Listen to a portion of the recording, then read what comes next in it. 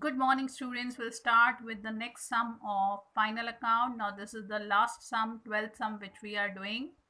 After this sum, we'll start a new chapter, that is dissolution of partnership firm. Okay, तो ये हमारे final account का last सम है. मुझे लगता है कि मैंने सारे के सारे अनसॉल्व सम किए हैं. हार्डली एक छोटा सा सम बचा होगा जो आप खुद प्रैक्टिस कर लेना. उसमें I think so only trading account और something is asked, not all three accounts are asked. Hardly small sum is left of unsolved sum. Remaining all the sums I have done. So we'll go through this sum. ये आपकी text book का ही unsolved sum है. अब हम पढ़ना start करेंगे. What is written here? Shipra and Manisha are partners sharing profit and losses in their capital ratio. जो भी है प्रॉफिट शेयरिंग रेशियो वो है उनकी कैपिटल रेशियो. तो आपको पहला काम जो हम करते हैं वो capital ratio profit sharing ratio ही फाइंड आउट कर लेते हैं. यहाँ पर अगर आप कैपिटल देखोगे तो फर्स्ट वन शिप्रास capital is 90,000, second one it is 30,000. Okay, तो आपको मैंने सिखाया कैसे रेशियो फाइंड आउट करना है. It should come 9:3. ओके, लेकिन ये रेशियो नहीं लेंगे, हम इसको फर्दर डिवाइड करेंगे जब तक हम इसको डिवाइड कर सकते हैं. तो अगर आप 9 देखोगे it will go in 3 table also. 3 3s are 9, 3 1s are 3. So my profit sharing ratio will be 3:1. क्या है मेरी profit sharing ratio? 3:1 according to their capital.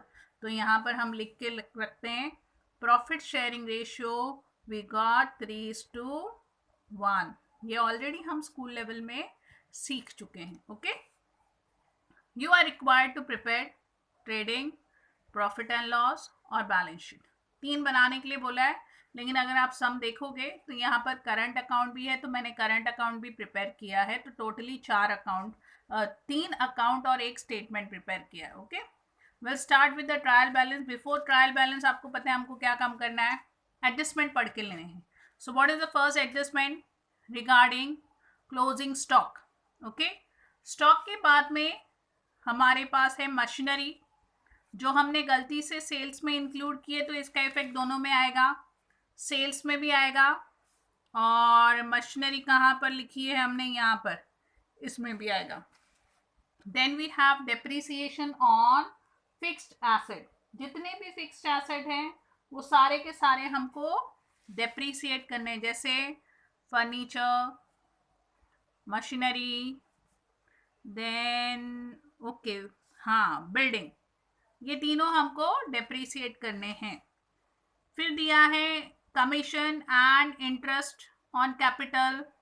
Outstanding wages और सैलरी है, तो कहाँ पर है वेजेस और salary? Here we have wages, here we have salary. Okay, और उसके बाद में लास्ट है आरडीडी क्रिएट करने के लिए बोला गया है डेटर्स पर. So here we have sundry debtors. यहाँ पर बैड डेब्ट्स तो दिखाई नहीं दे रहा है, तो इतने पर ही हमारी एडजस्टमेंट है. बाकी के लिए हम डायरेक्टली अमाउंट सेकेंड कॉलम में लिख सकते हैं. So what we are suppose to do, will start with our sum. अब ट्रायल बैलेंस डेबिट बैलेंस से स्टार्ट करेंगे. सबसे पहला दिया है जो है वो है हमारा सन्ड्री डेब्टर्स. आपको पता है एसेट में लिखना है. ध्यान से देखोगे तो मैंने ऑलरेडी फॉर्मेट ड्रॉ करके रखा है. हम फटाफट लिखना स्टार्ट करते हैं. Sundry asset, sorry sundry debtors. Hope so आपको दिखाई दे रहा होगा. और सन्ड्री डेटर्स की अमाउंट है 28,000 which will write in first column. After debtors if you can see in the sum what we have purchase. और परचेस कहाँ लिखना है हमें? हमारे ट्रेडिंग अकाउंट में. So here I have prepared trading account. If you can see this is my debit side. So will write here to purchase. एक line छोड़ देते हैं ओपनिंग स्टॉक के लिए, टू परचेस. और amount I will write in first column only and keep, because purchase return opposite side में दिखाई दे रहा है, लेस रिटर्न. ओके, यहाँ तक क्लियर हुआ. उसके बाद में अगर आप ट्रायल बैलेंस में देखोगे तो next one is given furniture. And then we have plant and machinery, दोनों कहाँ पर लिखने हैं हमें, हमारे एसेट में। सन्ड्री डेप्टर्स के नीचे हम लाइन छोड़ेंगे। लाइन छोड़ने के बाद में हम लिखेंगे पहला furniture and amount will write in first column. Furniture की अमाउंट है 38,500, will leave line and then we'll write plant and machinery. Okay, or plant and machinery also will write in first column because we have adjustment. कितने adjustment है, एक तो depreciation, दूसरा sales. और plant and machinery के बाद में अगर आप देखोगे we have wages. Okay, wages where we are supposed to write in our trading account. So this is my trading account. Purchase दिखाई दे रहा होगा, उसके नीचे ही हम लिखेंगे to wages and wages will write the amount in first column because we have an adjustment. wages के बाद में अगर आप देखोगे तो we have salary, our P&L account. तो यहाँ पर थोड़ी जगह छोड़ के मैं प्रॉफिट एंड लॉस अकाउंट बना रही हूँ, टू सैलरीज, और सैलरी के लिए भी एडजस्टमेंट है, will write the amount in first column. After salary if you can see I have discount, again my profit and loss account, salary के नीचे लाइन छोड़ के to discount, and discount is 800, directly we will write the amount in second column. उसके बाद में अगर आप trial balance देखोगे we have bill receivable, our balance sheet asset side. Plant and machinery के नीचे 2-3 लाइन छोड़ दीजिए क्योंकि 2 एडजस्टमेंट लिखनी है आपको। फिर लिखिए आप bill receivable, and bill receivable we don't have any adjustment so we can write the amount directly in second column, और इसकी अमाउंट है 14,400। Okay, we did it clear. उसके बाद में है, अगर आप ट्रायल बैलेंस देख सकते हो तो कैरेज आउटवर्ड, कैरेज आउटवर्ड आपको पता है प्रॉफिट एंड लॉस अकाउंट में मुझे लिखना है, डिस्काउंट के नीचे मैं लिख सकती हूँ to carriage outward, and then I am supposed to write the amount directly in second column. After carriage outward, if you can see, I have postage. Postage आपको पता है कहाँ लिखना है, again mine profit and loss account. तो यहाँ पर मैं कैरेज के नीचे लिखूंगी टू पोस्टेज 500। पोस्टेज के बाद में अगर आप ट्रायल बैलेंस देखोगे तो आपको दिखाई देगा सेल्स रिटर्न। क्या करना है हमको, सेल्स में से माइनस करना है, by sales trading account less return. कितना रिटर्न है, सेल्स रिटर्न इज 500। ओके, उसके बाद में अगर हम ट्रायल बैलेंस देखेंगे तो we have cash in hand, cash at bank, दोनों साइमल्टेनियसली आपको कहाँ लिखना है, हमारे बैलेंस शीट एसेट साइड में। बिल रिसीवेबल दिखाई दे रहा है, उसके नीचे हम लिखेंगे cash in hand, cash at bank, and then we will write the amount in second column 4,000, 47,000। Okay, उसके बाद में अगर आप देखोगे तो we have insurance, where to write insurance, again our profit and loss account, to insurance,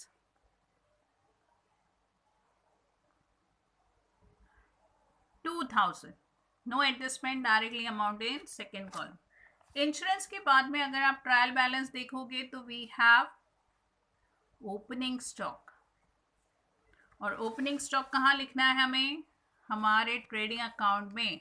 आपने अगर notice किया होगा परचेस के ऊपर मैंने जगह छोड़ी थी, वहीं लिखती हूँ मैं टू ओपनिंग स्टॉक। अगर आपने नीचे लिखा तो भी कोई प्रॉब्लम नहीं है, ओके। ओपनिंग स्टॉक की वैल्यू है 17,800। यहां तक क्लियर हुआ होगा। Then we have trade expenses.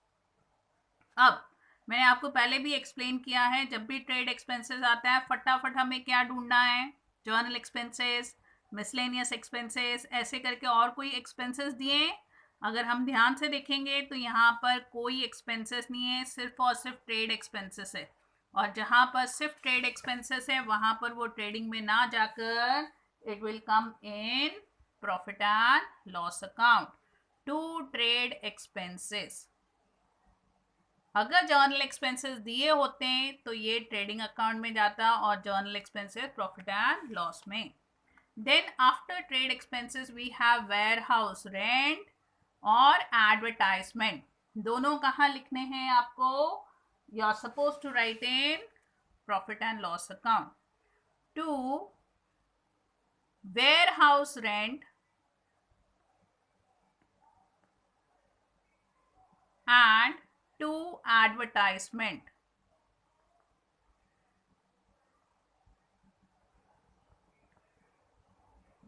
Warehouse rent is 2,500, advertisement है 1,000।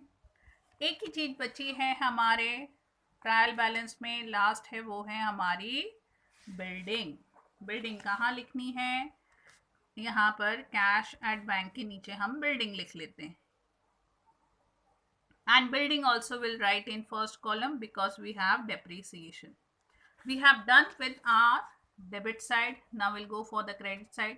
सबसे पहले दिया है सेल्स। सेल्स कहाँ लिखना है? Trading account, credit side. Sales की वैल्यू है 1,20,000। 500 माइनस करना है और फिर अमाउंट लिखना है 1,19,500। फिर भी हम बाहर नहीं लिखेंगे क्योंकि एक और एडजस्टमेंट है। Then we have rent. यहाँ पर रेंट मिलने का मतलब है रेंट रिसीव्ड है, तो इनकम है बाय रेंट 1,800। उसके बाद में अगर आप स्क्रीन में देखोगे तो we have creditors, liabilities. Here I am writing creditors 38,500 because we don't have any adjustment. Purchase return, minus it from purchase. अब अगर आप देखोगे ऑलरेडी मैंने रिटर्न लिख के रखे हैं। कितने रिटर्न्स हैं? 1,000 है, 54 बाहर आएंगे। After return we have discount. Our P&L account by discount 500. Then we have bills payable. Creditors दिख रहा है, उसके नीचे ही हम लिखेंगे bills payable 9,000. After that we have two things. मैं दिखाती हूं आपको। एक बचा है हमारा कैपिटल और एक है हमारा करंट अकाउंट। कैपिटल जैसा है वैसे का वैसे हम लायबिलिटी में लिखेंगे। कैपिटल अकाउंट हेडिंग देंगे, नाम लिखेंगे पार्टनर का शिप्रा, मनीषा, 90,000, 30,000। आप अमाउंट बाहर भी डायरेक्टली लिख सकते हो, no hard and fast rule. 1,20,000। Okay.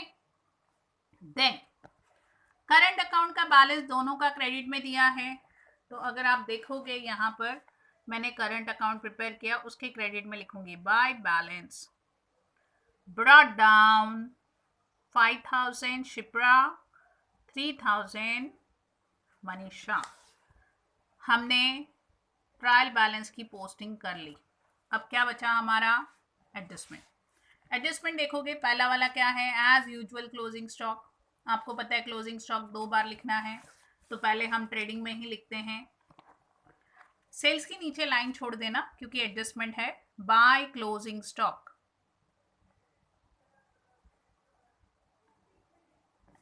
37,000।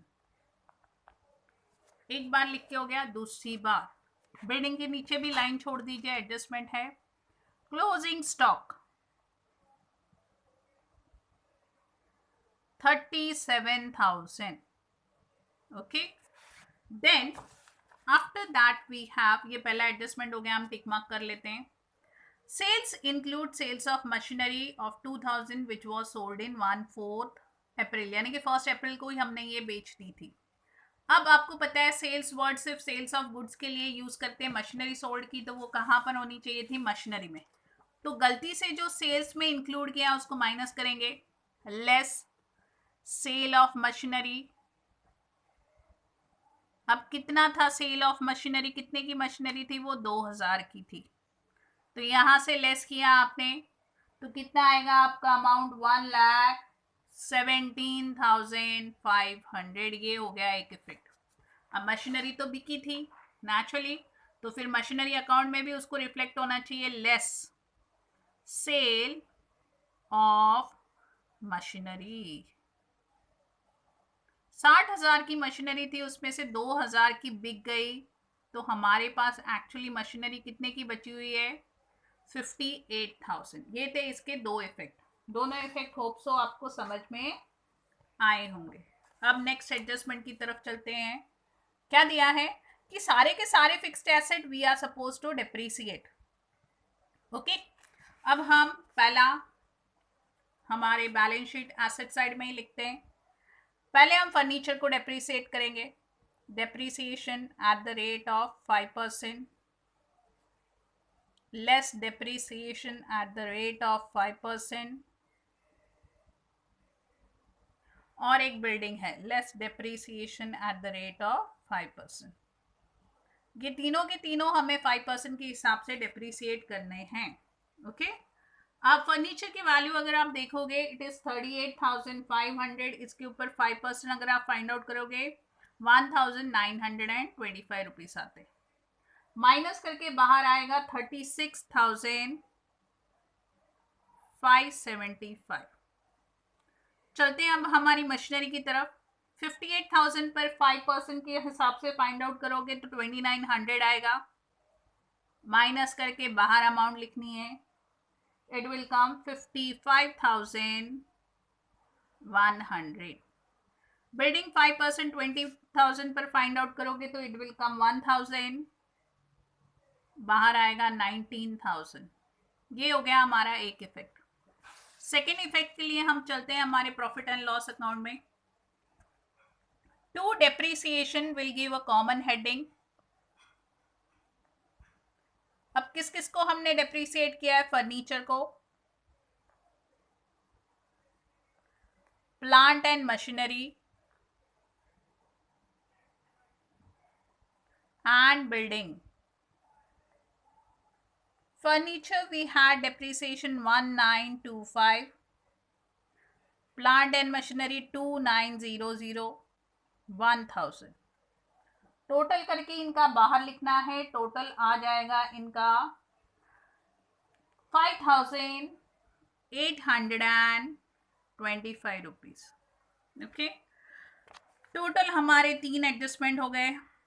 आगे फोर्थ एडजस्टमेंट में क्या दिया है, each partner is entitled to commission at 1% on gross profit, GP लिखा है मैंने शॉर्ट फॉर्म में, यानी कि ग्रॉस प्रॉफिट पर, और उसको इंटरेस्ट ऑन कैपिटल भी देना है। ओके, तो पहले उसके लिए हमको ग्रॉस प्रॉफिट फाइंड आउट करना पड़ेगा, लेकिन हम क्या करके रखेंगे, हम लिख के रखते हैं ताकि हमें याद रहे कि हमें कमीशन लिखना है, नहीं तो हम भूल जाएंगे एज यूजुअल। तो यहाँ पर मैं सैलरी के ऊपर लिख के रखती हूँ टू कमीशन शॉर्ट फॉर्म में, फिर पार्टनर्स के नाम शिप्रा एंड मनीषा। ये हो जाएगा इनका एक इफेक्ट। सेकेंड इफेक्ट जाएगा हमारे करंट अकाउंट में, बाय कमीशन। अमाउंट तो हमें पता नहीं क्योंकि उसके लिए पहले ग्रॉस प्रॉफिट निकालना पड़ेगा। उसी तरीके से interest on capital,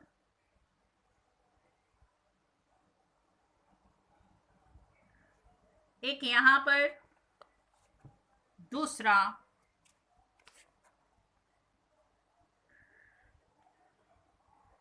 to interest on capital.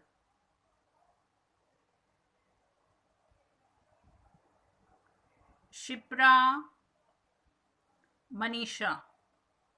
अब कैपिटल कितना है अगर आप देखोगे तो first one capital is 90, second one is 30। 90,000 और 30,000 पर हमको capital, interest on capital find out करना है।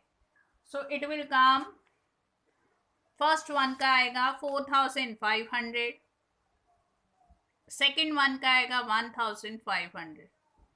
टोटल करके हमको अमाउंट बाहर लिखना है। So total amount will be 6,000। Second effect, current account जहां पर इंटरेस्ट लिखा है 4,500, 1,500। ओके, एक बचा कमीशन, वो ग्रॉस प्रॉफिट के बाद में ही कर सकते हैं। तो ये एडजस्टमेंट तो हमने कर लिया, ये थोड़ा हमारा पेंडिंग है। Next adjustment is regarding outstanding, wages है और सैलरी है। ओके, तो वेजेस पहले ट्रेडिंग अकाउंट, वेजेस दिखाई दे रहा होगा, एड आउटस्टैंडिंग, कितना है आउटस्टैंडिंग 200। उसी तरीके से सैलरी भी आउटस्टैंडिंग है, यहाँ सैलरी लिखी है मैंने, एड आउटस्टैंडिंग, ये कितनी है 500। ये हो गया इनका एक effect. Second effect, naturally balance sheet liability, outstanding expenses, wages, salary. Wages was 200, 500, 700।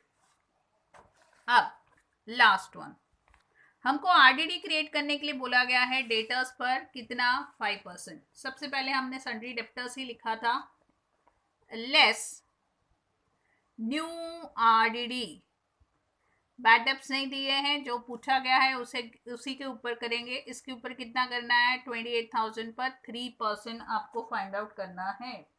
That will come 840, minus करने के बाद में अमाउंट आएगा 27,160। Second effect, profit and loss account, नीचे तो जगह बची नहीं है, ऊपर ही लिखती हूँ, टू न्यू आरडीडी। और कितनी है न्यू आरडीडी 840। ओके, अब इसके साथ में अगर आप देखोगे हमने सारे एडजस्टमेंट कर लिए। अब हमको क्या करना है, we are suppose to close our account. तो हम क्या करेंगे, सबसे पहले हमारा अकाउंट जो है वो क्लोज करेंगे। तो हम कहाँ से स्टार्ट करेंगे, will start with our trading account. Screen में अगर आपको दिख रहा होगा, on in trading account credit side we have only two things, 1,17,537, दोनों को ऐड करने के बाद में आएगा 1,54,500। Same total we are suppose to write here. अब उसमें से 17,800 ओपनिंग स्टॉक के 54 एंड 1,000 माइनस करने के बाद में जो बच गया वो है हमारा ग्रॉस प्रॉफिट। होप सो आपको दिख रहा होगा, कैरीड डाउन, और वो कितना आ रहा है, इट इज कमिंग 81,700। वो हमें यहां पर लिखना है बाय ग्रॉस प्रॉफिट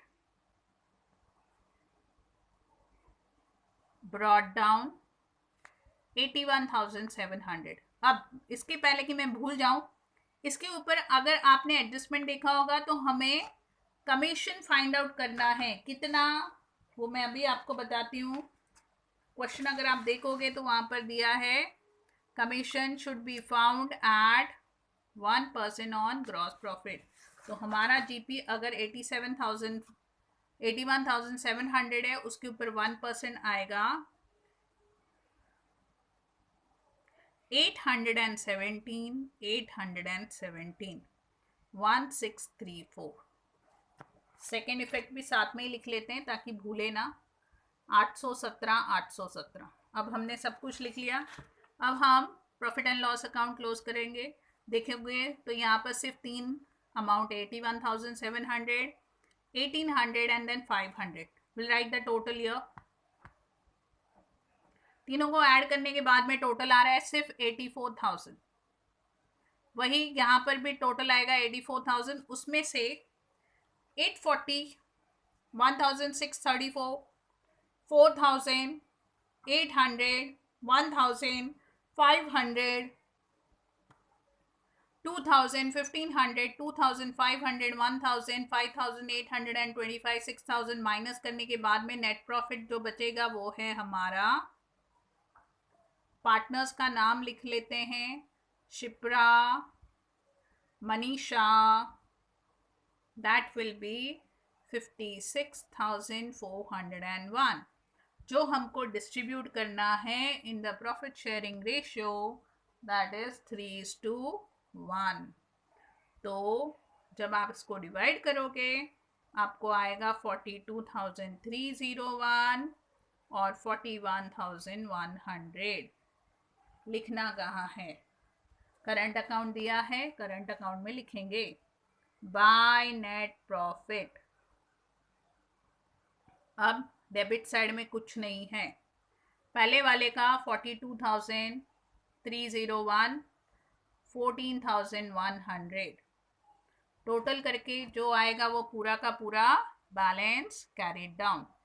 इसकी अमाउंट आ रही है 52,618 and here we have 19,417 to balance carried down, 52,618, 19,147। और ये कहाँ पर ट्रांसफर करना है हमको, we are suppose to transfer to our liability. Current account heading देंगे, नाम लिखेंगे पार्टनर्स का और फिर अमाउंट लिखेंगे 52,618, 19,417।